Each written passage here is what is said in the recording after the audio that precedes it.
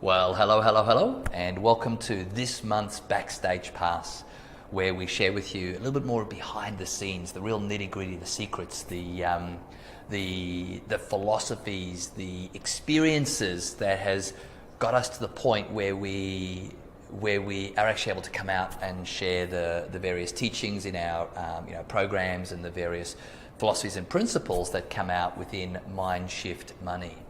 And for this episode, what Michaela's asked me to dive into is particularly around how the recommendations around the use of an everyday account came up.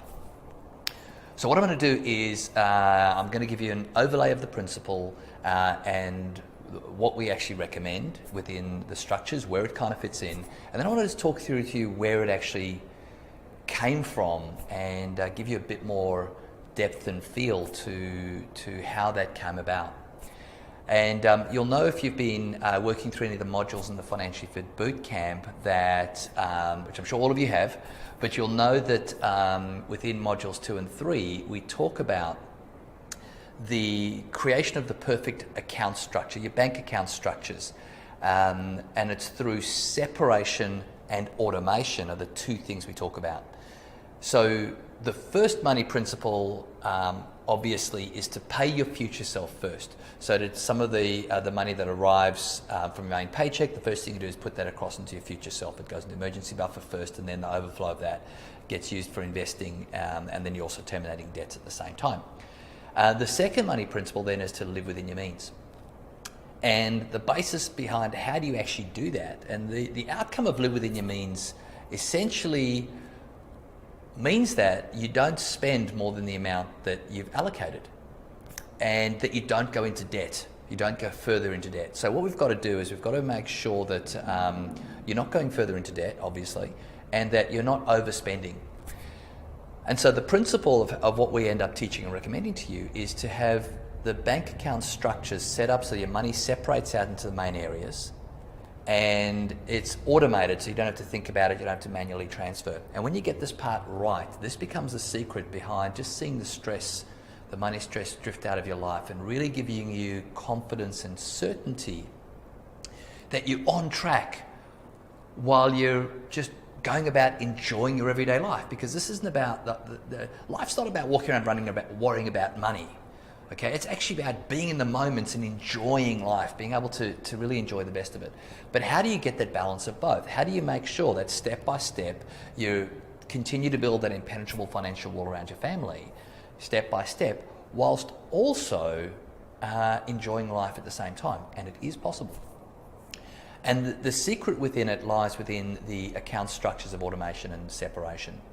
So what we teach you, and again, you dive in and you'll see the diagrams within modules 2 and then modules 3 as well. But what we teach you is that you have an income account, which is where your main income from your work goes. And what you mustn't do out of that account is you mustn't take what we call discretionary expenses out of it. These are expenses that can vary dramatically just based on how you feel or how you think. So for example, you could go to the grocery store and spend $5 or spend $100. And I'm sure you've all been there. You go to the grocery store to buy some bread and $100 later you come up with all these items. It can vary dramatically just based on a whim and a thought as you're going around. So we don't want those expenses within the income account. The income account you can use for regular repeatable expenses, things like your mortgage, things like insurance payments, a regular mobile phone bill that doesn't vary. Those sort of things in the income account, they're predictable and you really can't do damage in there. It's just predictable what it does. But then what you have is where you live from is an everyday account. So the everyday account, you transfer money once a week to it, and I'll talk around where that comes from. But you transfer money once a week automatically into that everyday account, and any of your variable expenses you spend from within that everyday account. And the basic principle is when you run out of money in that account, stop spending. And that's for things like your food, your groceries, going out to movies, going on date nights, your kids' tuition, petrol costs, things that can vary around just based on how you decide, get spent out of that everyday account. And equally, if you're a couple, you have separate everyday accounts. Because the outcome that we're actually after there is we're actually after that what you get is certainty, predictability, and peace of mind comes out of that, whilst working within the overall structure of building yourself, building your freedom and buying your time back. So again, you can dive into a lot of detail all around those in modules 2 and 3 of the Financially Fit Bootcamp. But I just want to talk around some of the principles of some things that you'll hear commonly said, which I'm calling bullshit on. And I'll also then talk to some of the trial and error of what we did that kind of got these structures to go, this actually works, and it works repeatedly, and it works for a wide variety of people. So one of the things you'll often see is that people are walking around feeling very guilty about money, about the relationship with money, about how bad they are with it. And you kind of get perpetuated that this should be something simple, that you just need to have better self-discipline. So if you haven't got it working right in your life, the problem is actually you. And, I call bullshit on that. Because the people that are telling you that are generally the banks and the financial institutions, and they actually thrive and make profit from you staying in debt. So it's not actually in their best interests to teach you how to get out of debt and manage your money better. And here's where the problem lies out of that. That if nobody's teaching you how to better manage your money, it's very easy for them just to say to you, oh, look, you've just got a better self-discipline. Here's the problem with you. Now, the challenge with that is it's almost impossible to carry all those thoughts around with your head. I mean, how much money are you setting aside for your holiday at the end of the year? How much money are you setting aside for your car replacement? How much money are you setting aside for kids' college education? How much should you be allowing for your electricities or utilities bills? How much should you be allowing for your car registration or for your tyres that need to be replaced in 12 months' time?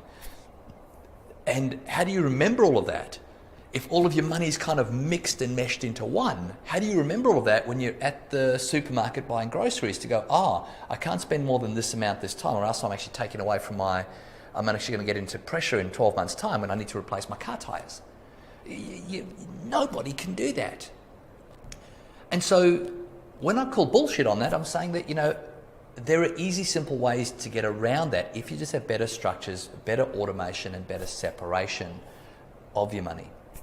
So here's the first principle. The name of the game is to buy your time back. The name of the game is to build your freedom generator. So to do that, you need to be sending your money out to work so your money can go out and work for a paycheck. Now, if all your money gets locked up and inefficiently working in how you're living your life today, then that just takes it away from making it harder and harder to have any money left over. And if you just keep nudging and getting into debt, that makes it even more difficult. Now, the vast majority of people struggle in this realm, and that's why so few people never get on the path to financial security. In fact, or for financial independence and freedom. In fact, we know that the average credit card holder in Australia has about $4,200 worth of debt. In America, it's a little over $3,000 worth of debt per credit card holder. So very few people are actually getting on top of this, that they're actually not occasionally nudging into debt. So the first principle of pay your future self first is actually quite simple, right? All you do is set up an automatic payment that when your main money hits your bank account, some of it gets sent across to your future self. And if that's all you do, step by step, you'll progressively start building that impenetrable wall around your family. You'll start building emergency buffers, and you'll start having money left over to be able to invest and start sending your money out to work for a paycheck. But that on its own is not enough to cure money stress, and that on its own is not necessarily enough to stop you from falling foul of the things that cause people to go into debt. So when we had a look at this, when we started having a close look at this, we were looking at what were the things that caused people to go into debt. And you see, most people, it's not obvious week to week or month to month. There's just things that happen every now and again that kind of nudge a person into reaching the credit card or getting a loan out or things like that, that progressively over time just slowly increases their debt. And what we were seeing that came out of that was, and I'll run back and talk to, again, the separation for the everyday account from the income account. But what we were seeing happening was that irregular expenses were a big factor. So what's an irregular expense? Well, an irregular expense is an expense that happens less frequently than your paycheck comes in. So if your paycheck comes in once a month, an irregular expense might happen once every 3 months or 4 months or 6 months or a year. And when that expense comes in, like for example, your car tires need to be replaced. That might be a once every 3-year thing, for example. But when that expense comes up, it's often too big to handle out of that month's paycheck, because the expense was, accumulated over 3 months, 6 months, 12 months, or a year. So it was too big to handle out of that month's paycheck. So the person has virtually no choice, unless they've got provisions set aside, but to reach into the credit card. And for the majority of middle class, this is what we were seeing happen. As to, generally they were okay, month to month they're okay, and 2-3 times a year, they would, just got to go, just to get me over this bump. The other standard thing, Christmas time, especially people that are self-employed. They would be, their income might slow down at Christmas time, at the same time their expenses go up. Well, just get me over Christmas time, then I'll be okay. And when you see this pattern repeating for so many groups of people, you realise that the challenge you've got is these patterns happen regularly. They've been happening for most of us. If you've been in the workforce for 5 years, 10 years, 15 years, they're predictable. You know they're going to occur, but yet they seem to catch people by surprise all of the time. And a lot of it is because you can't carry it around in your head that you need to be, within that one account, you need to make provision for all of this. So what came out of that was looking at, well, where are people making these varying choices? Oh, I have failed to mention the other things was then provision for planned future expenses like holidays, like car replacement, things like that. And then for self-employed, tax was catching people out. But let's focus in on the irregular expenses, and then how you keep control of that in relation to your everyday expenses. So what a lot of people try to teach you to do is to try to keep a budget. So you walk around the supermarket and you're remembering that this is your budget, and you just can't do that. For me, budgets are just really great at making you feel incredibly guilty you can't stick to something as a budget. And they also work reverse to the actual principle that the 4% follow. The principle is pay your future self first. People that are trying to teach you to have a budget, watch all of your expenses, and then you'll have some money left over at the end of the month, generally don't have any money left over at the end of the month, and they're doing the reverse of the principle. They're actually trying to pay themselves last. So they pay everybody else, hopefully there's something left over, and they pay themselves last. And it just doesn't work. But what does work is if you can separate that out and you don't take variable expenses out of your income account. And when we first started really experimenting with this, we actually got groups of people in and we worked with them around their creating separation and paying themselves regularly into an everyday account. Okay, and we tried a couple of different configurations with this over time, and I'll share how we stumbled into the perfect combination. But what we trialed first of all is we said, if you can just have money for your variable expenses sitting in a separate account, so your income comes into your income account, but you don't have a card just to be able to go in and tap money out of that account all day long, because you'll lose track of the other things that the money is needed for. So what you actually need to do is if we can go and have that variable expense in a separate account, so not in the income account, but in an everyday account, that's where you bought your groceries from. That's where you paid for your car petrol or fuel from. That's where you went on date nights or movie nights. If we could put money into that account instead, then, and just have the right number going into that, then as long as there was money in that account, you're okay. If money ran out, stop spending. And if you could just do that, when money ran out, stop spending, then this would naturally build up. You'd have money for your irregular expenses when they came due. And equally, we would have cured the reasons why people were going into debt. And it worked, but it worked variably for different people. Now, we'd applied this in our own lives, but now we're looking at a whole lot of other different people as to how it would work around whole cohorts. And so here's a couple of combinations that we saw where it kind of broke down and what got us into the perfect structure. The first combination that we saw was partners who said they would have a joint everyday account. So what they would do is they'd have their income account, money goes in the income account, no problem, but then they would transfer money into a shared everyday account. And each partner would have a card to access that account. And what we saw came out of that was uncertainty didn't go away. In fact, in many cases, it was heightened. And the partners started looking at each other and occasionally arguing and getting adversarial because, the partner would go out and... Let's take a typical example. The partner who's going out and buying the groceries wouldn't have the confidence of knowing that there was enough money in that bank account to pay the groceries because they wouldn't know what the other one had spent on the night before. So they would be approaching the checkout with fear, and that fear meant they would keep their credit card in their purse or their wallet with them. And if they kept their credit card in their purse or their wallet with them, they were too easy for it to be used, and they'd occasionally still go into debt. So what we saw is those group of people that had separate accounts. And there were some funny stories behind this that I won't go into now, but there's some really funny stories about how these came about and the empowerment that came out of it. But those that had separate accounts did so much better and had so much more harmony in their relationships as well as a general rule. So the recommendation came out, again, it's your own world, you can make your own choices, but the recommendation is if there's two of you, have a separate everyday account each. Because the key here is to get confidence and certainty and peace of mind. The confidence and certainty is knowing that you've got money in that account that you can use for your necessary everyday expenses, plus some luxuries, etc., and not have to feel guilty if you have a few niceties along the way. So if you can be a bit more efficient and then treat yourself to some niceties, fantastic, life's to be enjoyed, right? So the separation between partners was one of the things that came out of the everyday account that we just saw. Those that tried to do it together, a lot of them told us great stories about how they were terrific at it, etc. But more often than not, we saw that those that had separate accounts worked better.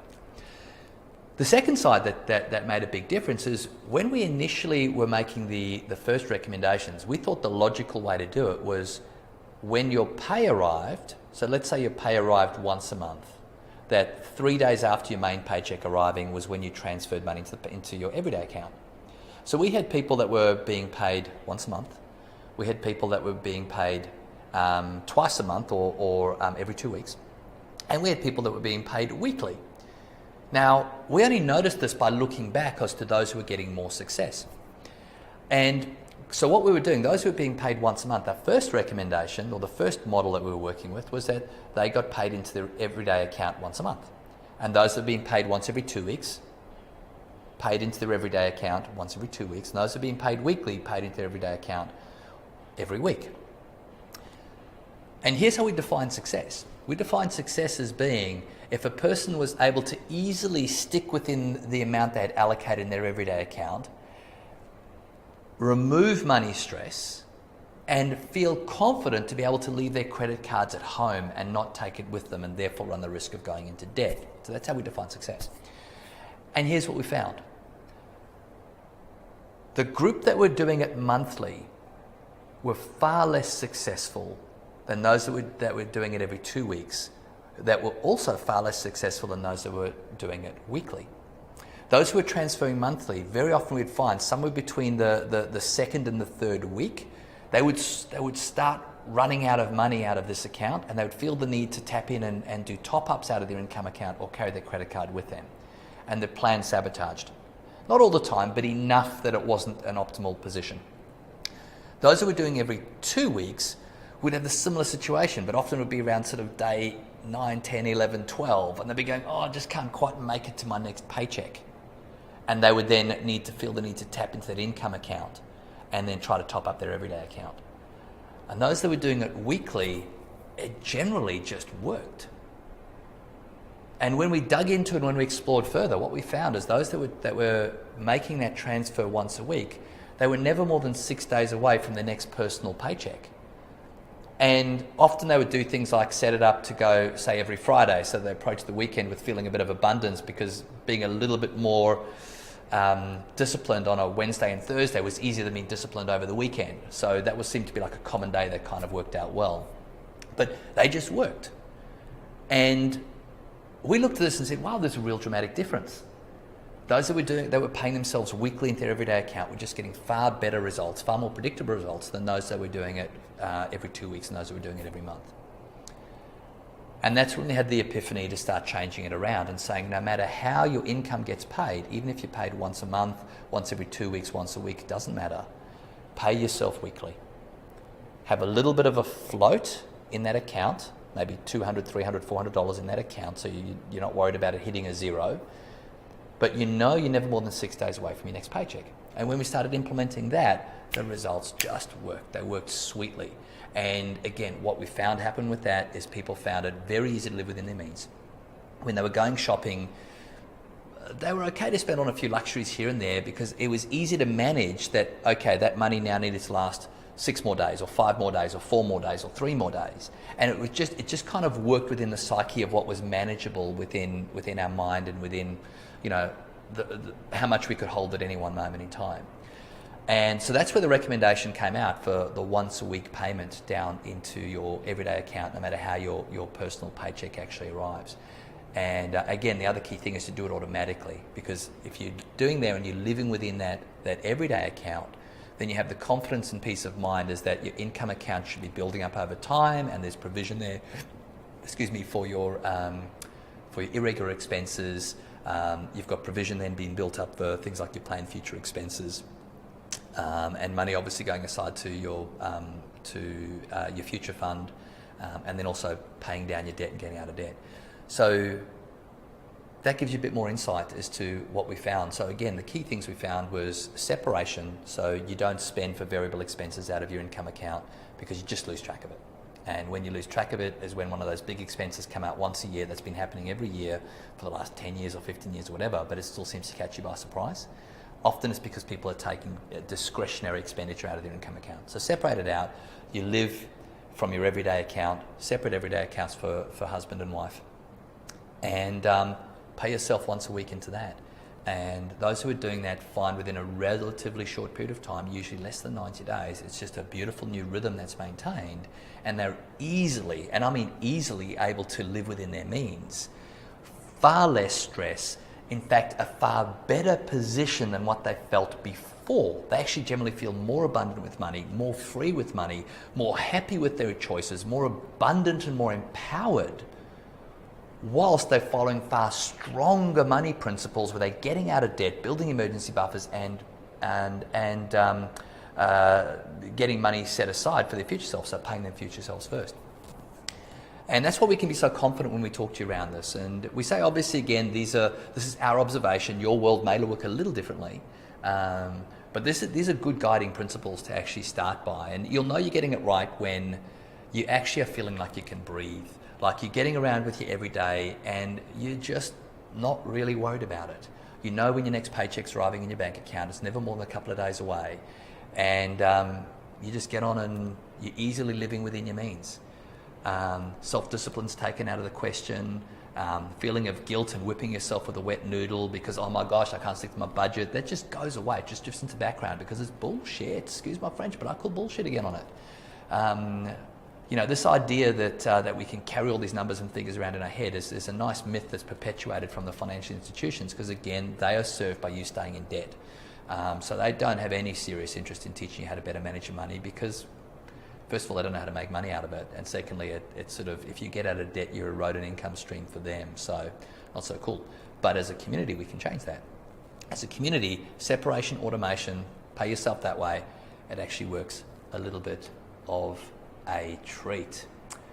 Now, hopefully that gives you a bit of background and feel for where that part of the program and the recommendations come from. But again, it's watching and working with people and just seeing the patterns that work. Let us know how you go with applying yourself. Obviously, always within the community, come in and ask questions and let us know how you're going. If you're getting extra tips and ideas and things that are making things smoother and easier for yourself, make sure you're sharing it. And together, let's tighten the communities up and let's change the world, guys. So keep choosing freedom, and that is this episode of the Backstage Pass.